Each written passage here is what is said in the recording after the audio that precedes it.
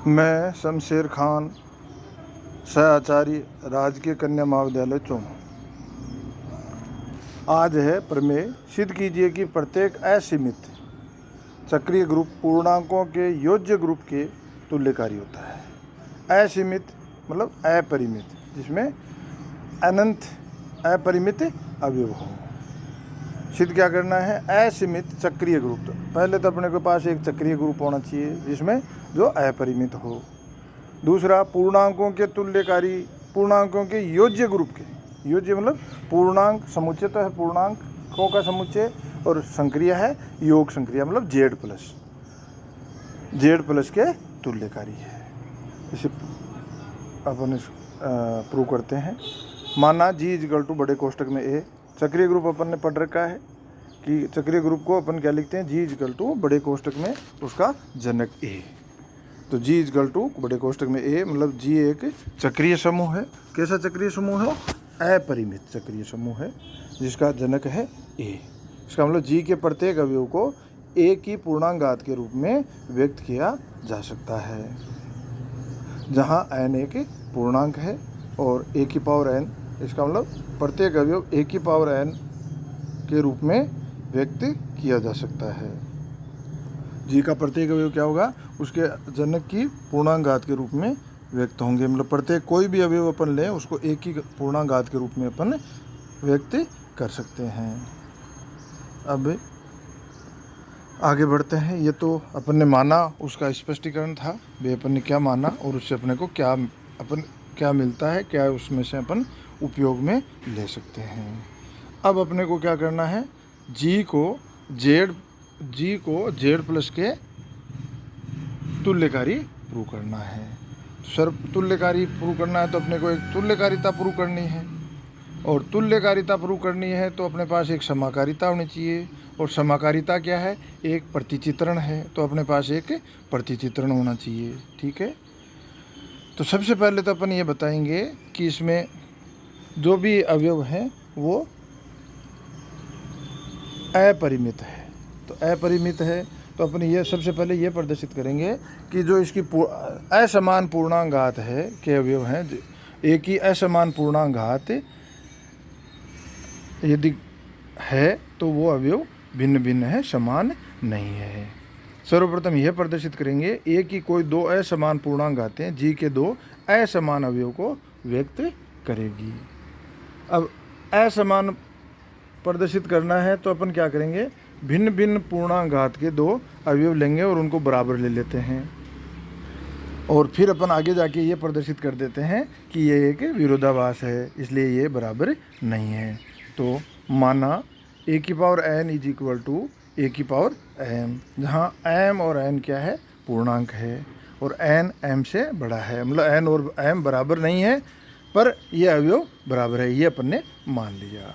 आगे बढ़ते हैं। ए की पावर n ए की power minus m is equal to a की पावर m ए की पावर माइनस m, मतलब ए की पावर माइनस m की दोनों तरफ संक्रिया लगा देते हैं। पर संक्रिया तभी लगा सकते हैं जब ए की पावर माइनस m जी में विद्यमान हो। अब ए की पावर m जी में विद्यमान है, ये अपन ने माना है, लिया है, तो ए की पावर माइनस m भी जी में विद्यमान होगा। क्यों होगा? क्योंकि जी एक समूह है, और समूह में यदि ए की पावर m विद्यमान है तो उसका प्रतिलोम भी उसमें विद्यमान है समूह की परिभाषा से। तो साइड में अपन लिख देंगे, चूंकि जी एक ग्रुप है तथा ए की power m belongs to G, तो ए की power m belongs to G. तो अब अपन आगे बढ़ते हैं तो अपने को प्राप्त होता है ए की power n minus m is equal to e. इसका मतलब क्या हो गया?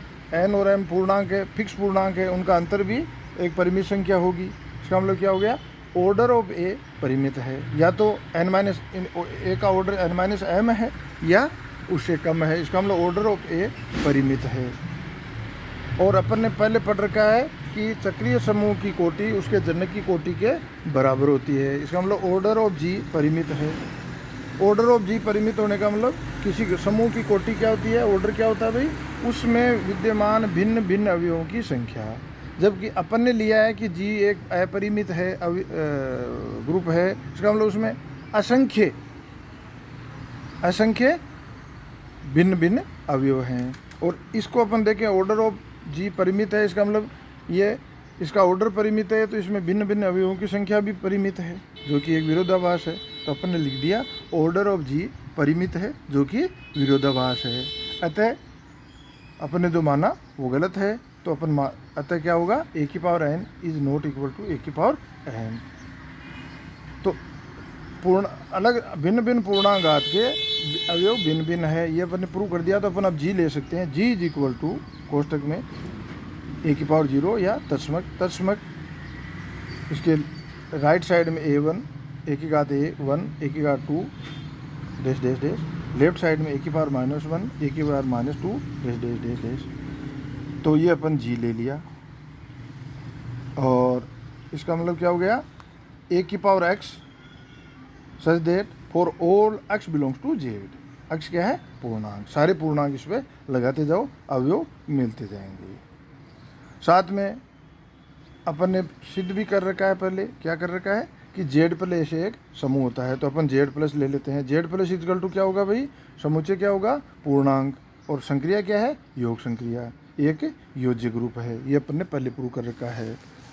तो अपन इसको सीधा ले सकते हैं कि जेड प्लस एक योज्य ग्रुप है। अब चक्रीय समूह ले लिया, योज्य ग्रुप ले लिया। अब इनके ये आपस में तुल्यकारी है, ये प्रूव करना है। तो अपने को एक प्रतिचित्रण लेना पड़ेगा। तो माना प्रतिचित्रण ऐप जी से कहाँ लेना पड़ेगा, जेड तक। तो जी से जेड एक प्रतिचित्रण है जो निम्न प्रकार परिभाषित है। ऐप ए की पावर एक्स, ए की पावर एक्स, ऐप के साथ किसका अवयव आएगा, जी का अवयव होगा। और जी के अवयव कैसे होंगे, ए की पूर्णांक के रूप में है। तो ऐप ए की power X is equal to X. ये अपन ने जो प्रतिचित्रण लिया वो इस प्रकार परिभाषित है, ये अपन ने ले लिया। तो इस थ्योरम में आपको ये चीज़ जरूर ध्यान रखनी है कि एक प्रतिचित्रण लेना है, और प्रतिचित्रण परिभाषित कैसे होगा, ऐप ए की power X is equal to X. अब अपन ऐप को एक एक ही प्रूव करेंगे। मैंने कल तक आपको बताया था कि ऐप को यदि एक एक ही प्रूव करना है तो ऐप जिस समुच्चय पर परिभाषित है उस समुच्चय के दो अवयवों के लिए ऐप का मान, मतलब फलन का मान बराबर ले लेते हैं, और आगे जाके ये प्रदर्शित कर देते हैं कि ये दोनों अवयव बराबर है। तो ऐप एक ही होता है। दूसरा एक तरीका और है जो इसमें अपन ने किया है कि दो अलग अलग अवयव ले लिए, दो असमान अवयव ले लिए कि भी दो अवयव का मान समान नहीं है तो फलन का मान भी समान नहीं है। अगर ये अपन प्रदर्शित कर दें तो अपन कहेंगे ऐप एक ही है। तो आगे बढ़ते हैं। माना ए की पावर एम ए की पावर एन, ए की पावर एम ए की पावर एन बराबर नहीं है। देन एम और ए की पावर एम ए की पावर एन बराबर नहीं है तो इनकी घात भी बराबर नहीं होगी। तभी तो है अपन ने प्रूव किया ना कि असमान घात के अवयव असमान होते हैं। तो असमान अवयव है तो उनकी घात भी असमान है। तो M is not equal to N. Then F A की पावर एम इज, एम का मान अपन फलन की परिभाषा पे जाएं तो एक्स का मान क्या होगा, एफ ए की पावर एक्स। तो एम का मान क्या होगा, एफ ए की पावर एम। और एफ एन का मान एफ ए की पावर एन। एम और एन बराबर नहीं है तो एफ ए की पावर एम और एफ ए की पावर एन भी बराबर नहीं होंगे। अतः एफ एक ही है। और ऐप को आच्छादक प्रूव करना है। अब देखो आपको आच्छादक बहुत अच्छी तरह समझना पड़ेगा। आच्छादक का मतलब क्या है, कोई फलन ऐप समुच्चय ए से बी में परिभाषित है तो वो फलन तो कब होता है, जब ए का प्रत्येक अवयव बी के किसी अद्वितीय अवयव से संबद्ध हो। मतलब ए का प्रत्येक अवयव बी के किसी एक अवयव से, एक ही अवयव से संबद्ध हो। तो ए का प्रत्येक अवयव, इसका मतलब ए में कोई फ्री छूटा हुआ नहीं है पर बी में फ्री छूटे हुए अवयव हो सकते हैं। आप फलन को अच्छी तरह पढ़ना। अब अगर बी में कोई भी अवयव फ्री छूटा हुआ नहीं हो तो ये आच्छादक होता है। ये तो एक समझने की भाषा है। परिभाषा की अपन बात करें तो ऐप आच्छादक कब होगा, जब बी के प्रत्येक अवयव का पूर्व प्रतिबिंब, जिसका ये प्रतिबिंब है उस वो अवयव इसका पूर्व प्रतिबिंब होगा।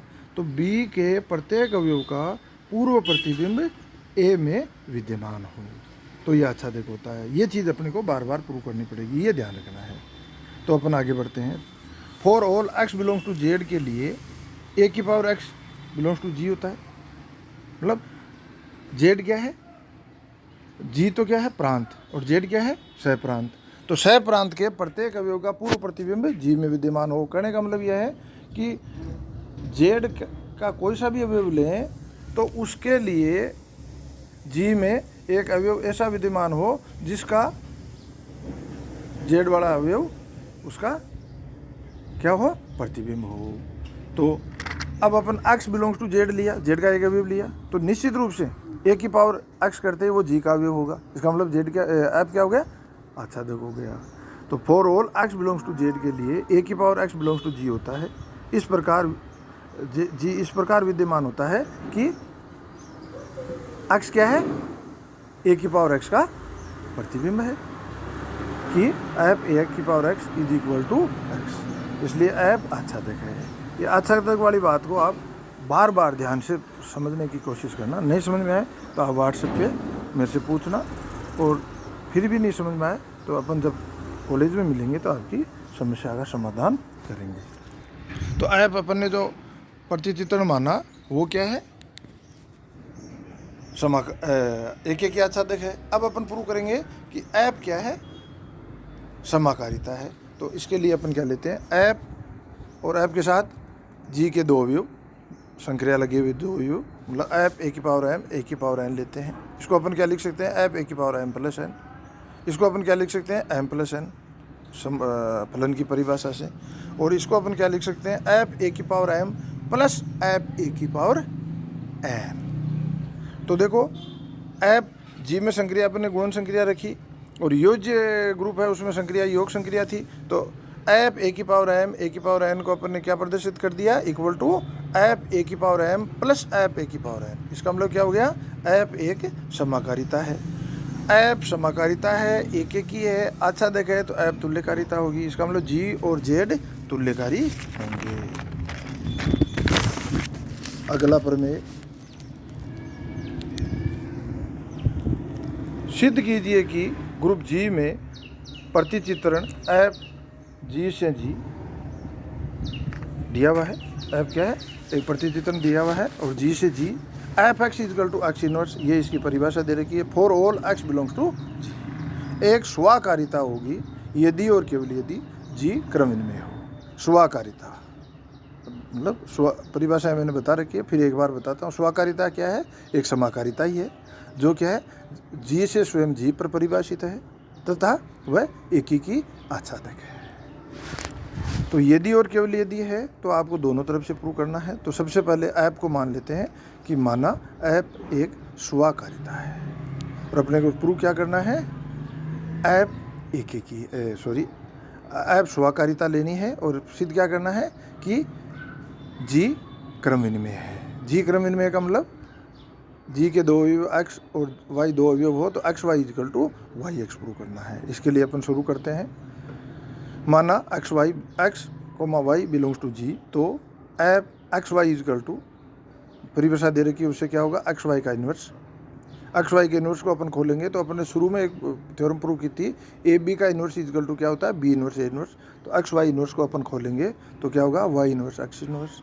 वाई इन्वर्स का वापस ऐप के पदों में मान रखेंगे तो एफ वाई एफ एक्स।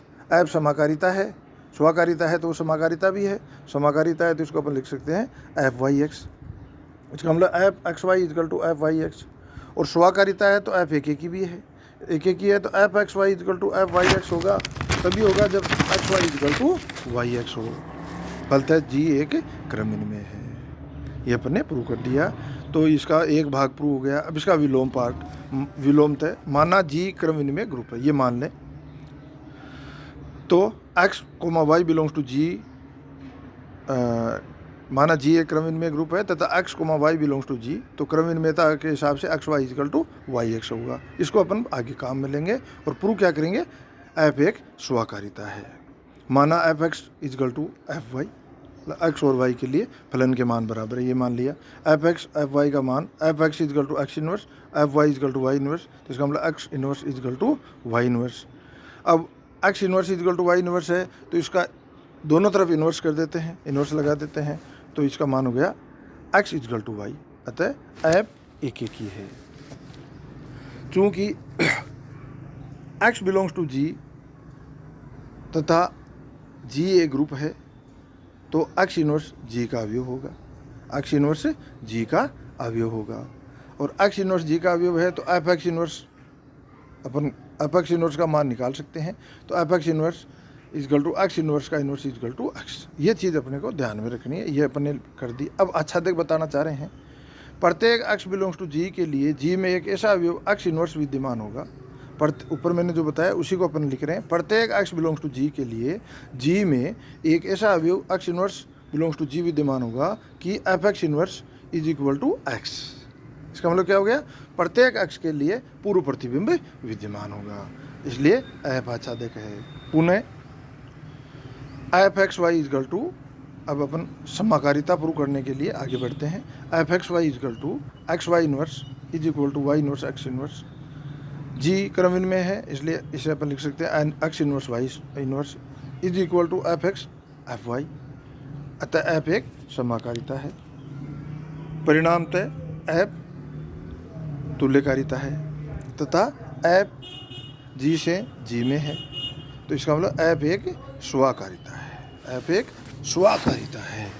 तो ये थ्योरम आपके समझ में आई। इस थ्योरम में आपको ये ध्यान रखना है, ये यदि और केवल यदि की थ्योरम है तो आपको इसे दोनों तरफ से प्रूव करना है। पहले एफ को स्वाकारिता मानना है और जी को क्रमविन में प्रूव करना है, फिर जी को क्रमविन में मानना है और एफ को स्वाकारिता प्रूव करना है। ठीक है। अब स्वाकारिता प्रूव करने के लिए देखो देर का क्या है, एफ जी से जी में है, वो चीज़ देर की है। अब एफ को यदि अपन तुल्यकारिता प्रूव कर दें तो अपन कह देंगे कि एफ एक स्वाकारिता है। ये करने के लिए एफ को एक एक ही अपन ने प्रूव कर दिया, इस एफ की परिभाषा से। और एफ को आच्छादक, आच्छादक पे थोड़ा सा फोकस ठीक रखना है कि आच्छादक का मतलब क्या है, जो सह प्रांत है उसके प्रत्येक अवयव का प्रांत में एक प्रतिबिंब विद्यमान हो। इसका मतलब सह प्रांत का कोई भी अवयव फ्री छूटा हुआ नहीं हो। तो आच्छादक प्रूव कर दिया, फिर इसे समाकारिता प्रूव कर दी और ये एक तुल्यकारिता है और जी से जी में है तो ये स्वाकारिता है। मैंने एक बार इसको मॉडिफाइड भी कर दिया।